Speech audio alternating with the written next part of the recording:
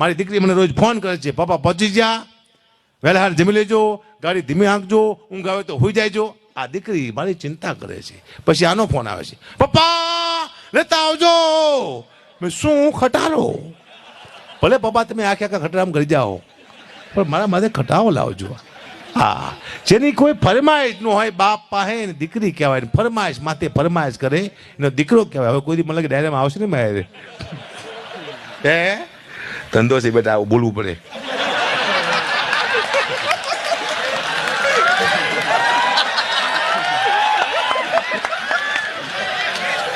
ભૂખ લાગે ને, ભૂખ લાગે એટલે બોલવું પડે બેટા. આ ભૂખ ના વળસકા કહેવાય. શું કે બેટા? કોઈ દીકરાને આવું કેવું પડશે? દુઃખની વાત છે.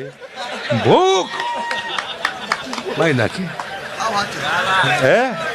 સમય માણસને ક્યાં સુધી લઈ જાય ખબર નથી પડતી. હાલે નચાવે છે સમય માણસ.